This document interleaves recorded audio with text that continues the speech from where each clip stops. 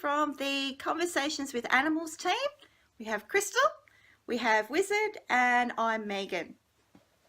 I was recently asked how I actually communicate with the animal. The person that asked me the question had never spoken to somebody who was an animal whisperer before, and they were genuinely interested in how do I get the messages and how do I get the information, you know, that the animal is actually trying to give me. Now, this is something that I have been doing ever since childhood. I was lucky enough to grow up on a dairy farm in Victoria, Australia, and was surrounded by animals from the moment that I could actually remember. And having the ability to be able to, I used to spend a lot of time talking to them, communicating with them, just generally being in their energy and being in their environment with them. So to be asked how to do something that I do so innately, I don't even think about it, was actually quite a difficult question to answer. So I'll try and do my best with that. I do know that from my experience that different animals communicate in different ways. I find it different between each species. So cats will communicate with me differently than what dogs will. And horses and cows and even reptiles and snakes, and I do a lot with local wildlife as well, so they communicate on a different level too. The way that I get the information can be varied.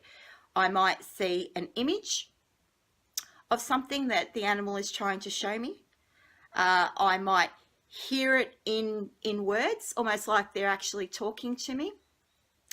I might get a feeling about something that reminds me of another time or another place or another animal, and that will give me information about what the animal in front of me is trying to tell me. There's more practical ways that you'll hear a lot of other people talking about, such as body language, and also in the case of dogs, there are various different barks and sighs and moans and noises and things like that.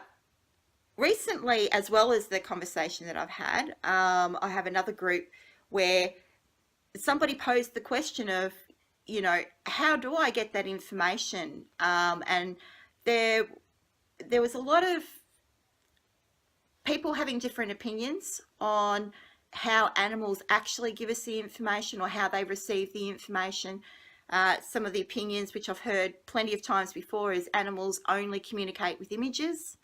That has not been my experience. I have had all sorts of different ways. I've even experienced sensations in my body. So it might have been I knew something wasn't right with an animal, and all of a sudden I had a pain in the stomach while I was talking to them.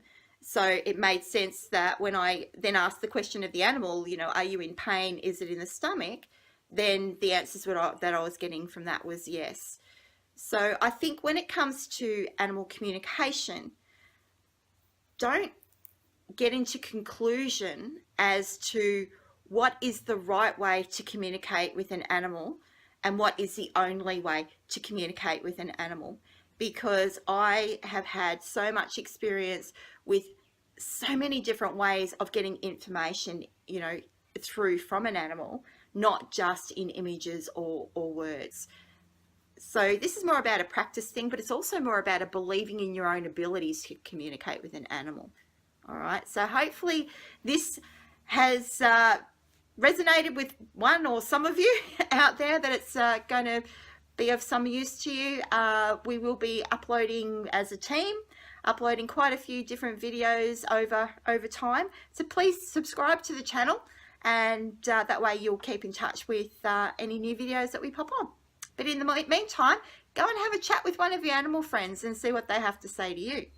Bye.